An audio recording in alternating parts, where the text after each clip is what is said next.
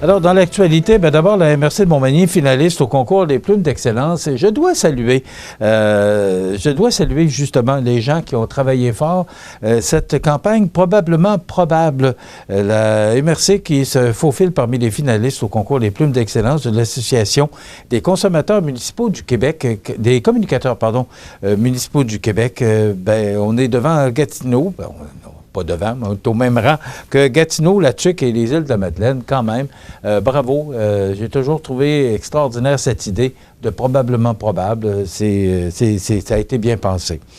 Aussi, Paber Aluminium qui donne 25 000 $ pour la levée de fonds pour le projet du complexe culturel et sportif de santé durable. Bravo aux propriétaires, Brian et Geneviève Paris, et également François Couillard de Paber Aluminium.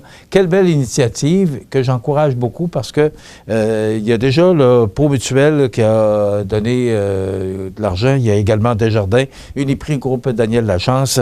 Donc, Paber Aluminium qui se joint à ces entreprises. Il y en aura sûrement d'autres au cours de la prochaine année. On sait qu'on pourrait avoir, le député Rivet nous en a parlé lorsqu'il est venu nous visiter, on pourrait avoir des développements d'ici la fin de 2024 pour ce beau projet. On est rendu quand même à 77 millions. Là. On est parti d'une quarantaine, puis on est rendu à tout près de 77 millions. C'est quand même beaucoup d'argent.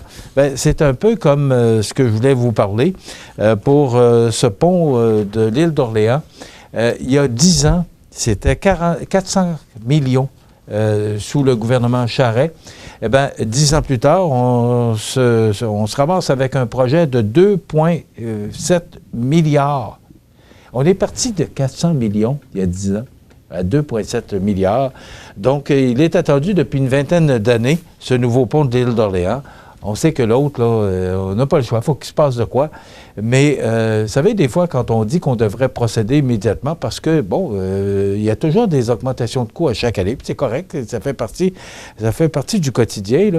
Mais quand on parle que c'est 7 fois le coût qui avait été annoncé il y a 10 ans, c'est quand même pas rien. Et la CAQ qui a hésité avant d'aller de l'avant avec ce nouveau projet, ce nouveau pont, il devrait être prêt là, pour la fin de la décennie, là.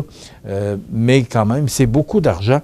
Et quand on pense que c'est tout près de 3 milliards de dollars pour le pont de l'île d'Orléans et tout près de 7 milliards pour le pont, 7 à 10, là, on ne sait plus trop ce qu'on s'en va avec ça, pour le troisième lien là, qui est quand même relie Québec à Lévis avec un tunnel. Puis alors, tous les coûts explosent et on doit vivre avec ça. Ce qui m'amène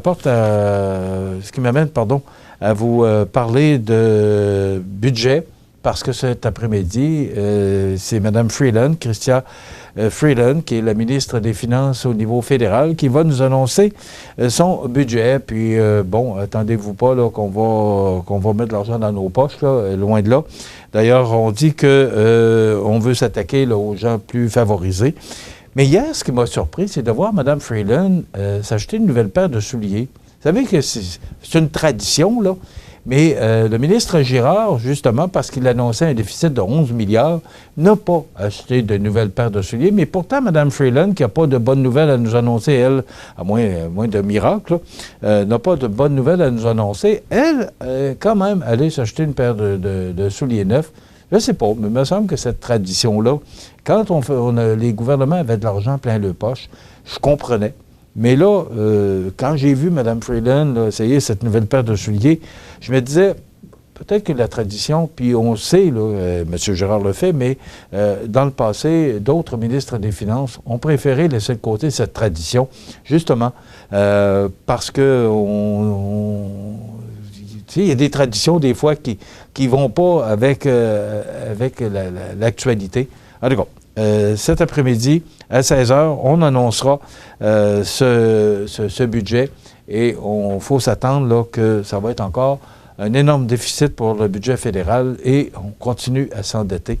À un moment donné, vous savez, je dis toujours la même chose, c'est que quand on prend la carte de crédit et qu'on va se payer des effets personnels, il faut toujours se dire que la facture, à un moment donné, l'état de compte va rentrer, puis il faudra payer la facture. Bien, c'est exactement la même chose avec nos gouvernements, que ce soit provincial ou fédéral.